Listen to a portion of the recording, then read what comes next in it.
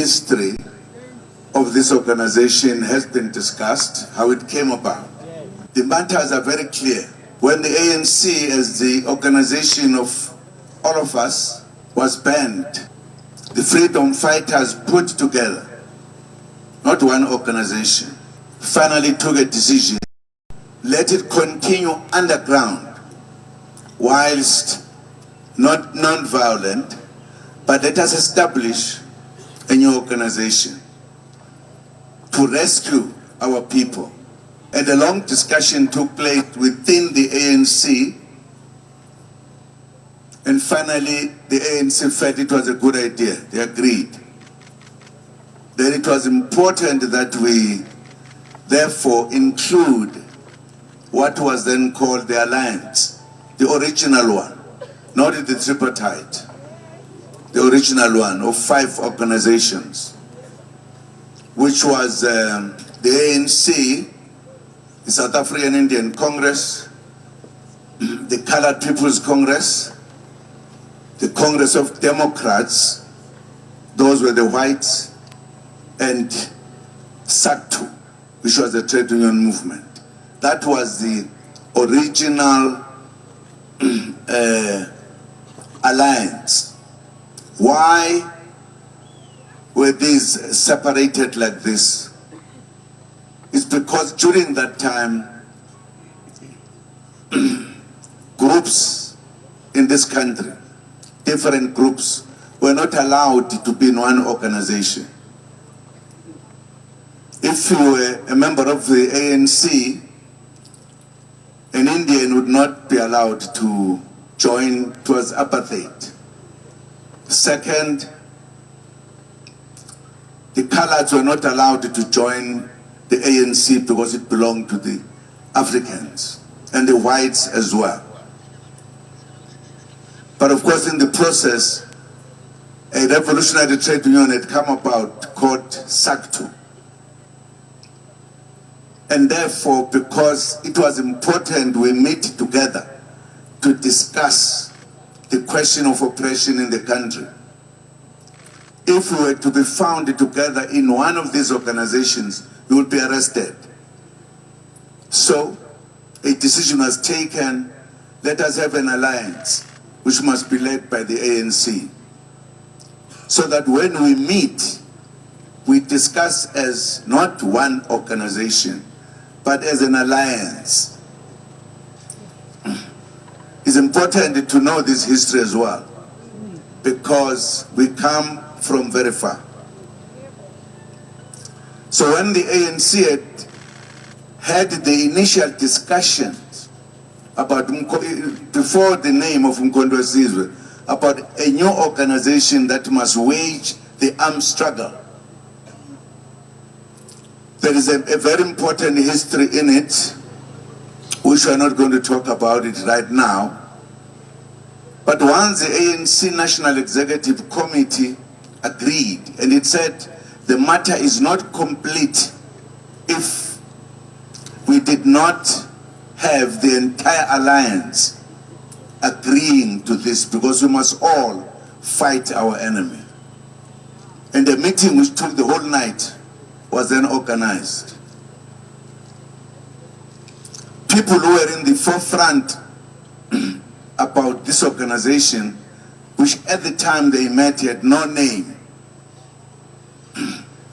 It was comrade leader, a very important one, Walter Sisulu, and the comrade leader, Nelson Mandela. Those were the two who started the discussion.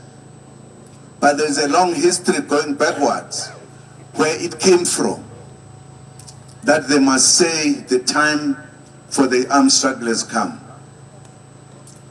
Firstly, when the National Party declared very rough treatment to us, the system that was called apartheid. The first Prime Minister of the Afrikaners in particular said that once he took over, the black man must be put in his place. the Youth League of the ANC thereafter took a decision that there should be a campaign which was called, what is it called? Defiance campaign. Defiance campaign. Just checking whether you remember. Now, the youth wrote a document which was describing what the defense campaign is going to be. We'll be boycotting, we'll be having strikes, we'll be doing everything against the declaration by the Afrikaners. At the end of that document, the question was, supposing we do all of this, the situation remains the same. And the youth said, we'll then have to take up the weapons and fight. So these two leaders, they were part of that youth league. So when they said, perhaps that time has come now, let us then discuss and convince other comrades that maybe we need to fight. They took it from there and therefore brought a discussion out of the mother body. Finally, the alliance agreed that yes, but for the general members who were known, well known, so that it shouldn't said they are now part of this necessarily organization. It was then said, because our leader Mandela had been the one pushing this discussion, he should then go and establish this organization. The ANC will remain an organization of the non-whites. Now that was done so that there should be a distinction between these two organizations. So that when either soldiers are found or whatever, or freedom fighters, they should know they belong to an organization which was a secret organization, not the ANC.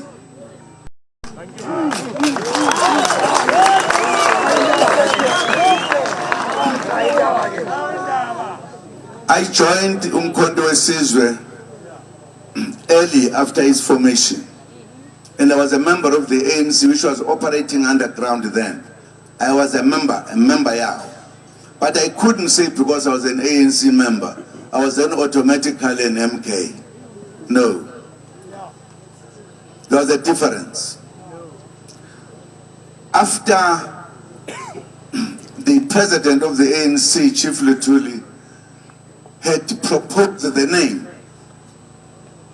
of this new organization, he told the story, which I've been telling all the time, that we use the sticks to fight. But if there is war, we use the spear. And he said, now that we are saying let us declare the war, maybe we should take our spear. If we take our spear to fight, which is normally carried by one person, now it is a whole nation carrying the spear. So it is Umkhonto Wesizwe.